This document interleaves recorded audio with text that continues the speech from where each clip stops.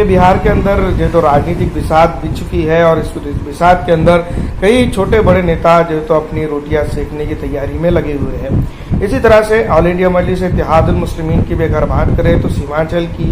ही नहीं बल्कि बिहार की राजनीति के अंदर उसका एक बड़ा नाम बन चुका है। और राजनीतिक तौर पर अगर देखा जाए तो ऑल इंडिया मजलिस इत्तेहादुल मुस्लिमीन ने काफ़ी मेहनत भी की है यहाँ पर, और जिस तरह से उनके नेता लगातार ये बात कहते हुए नजर आ रहे हैं कि हमारे साथ यानी कि एमआईएम के साथ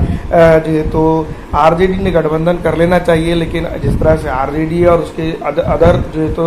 अलायंस पार्टनर है वो भी यही चाह रहे हैं कि जो तो एमआईएम के साथ गठबंधन हो, लेकिन जो तो खुलकर बोलने के लिए तैयार नहीं है, क्योंकि हम और आप जानती हैं कि किस तरह का माहौल जो है तो बिहार के अंदर जो तो बना हुआ है। और ऑल इंडिया मजलिस इत्तेहादुल मुस्लिमीन को जिस तरह से लोग चाह रहे हैं, जनता चाह रही है, उस तरह से अगर देखा जाए तो अगर आरजेडी के नेता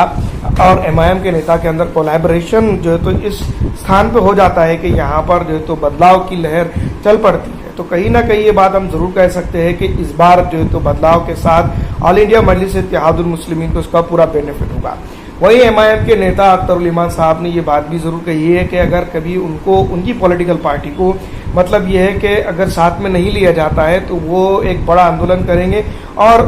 जो बिहार है, बिहार का जो सीमांचल एरिया है उस एरिया के अंदर आरजेडी के प्रत्याशी या फिर आरजेडी का जो तो खाता भी खुलने नहीं देंगे। तो इसके ऊपर अगर देखा जाए, समझा जाए, सोचा जाए तो कहीं ना कहीं ये बात कहीं ना खरी उतरते हुए नजर आ रही है। और इसी तरह से अगर होता है तो ये बात ज़रूर हम कहेंगे कि आने वाले दिनों के अंदर एमआईएम जिस तरह से इस बार जो तो मजबूत स्थिति में है और इसी तरह से अगर हलचल उसकी रहती है तो यकीनन जो है तो वो बिहार की राजनीति के अंदर एक बड़ा बदलाव के साथ आगे बढ़ रही है। और एक भी जो है तो खाता जो है तो सीमांचल के अंदर एक भी सीट नहीं आने देंगे। तो ये कहीं ना कहीं ये दर्शाता है कि एमआईएम अब उस स्तर पे जा चुकी है सीमांचल के अंदर जो इस तरह की स्टैंड और इस तरह की बातें वो कर सकती है। तो यहाँ पर ये बात समझने की ज़रूरत है कि एमआईएम को साथ में लिया जाएगा या नहीं लिया जाएगा, क्योंकि सीमांचल के अंदर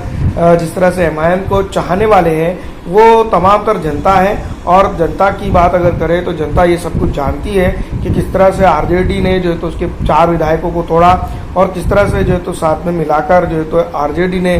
सीधी तौर पर एमआईएम को यहाँ पर ख़त्म करने का काम किया है। लेकिन जनता के दिलों में एमआईएम ने जो तो जगह बना चुकी है, क्योंकि असदुद्दीन अवैसी साहब जिस तरह से जनता का काम कर रहे हैं और जनता को साथ में लेकर बातें और जिस तरह से जो चीज़ें करते हैं उसका जो तो कहीं ना कहीं असर अब देखने को मिल रहा है। इसी तरह का असर अगर जारी रहता है तो आने वाले दिनों के अंदर एमआईएम एक बड़े अंतराल के साथ जो है तो सीमांचल के अंदर अपना खाता और चीज़ें खोल सकती है। आपको क्या लगता है, कमेंट करके ज़रूर बताइएगा।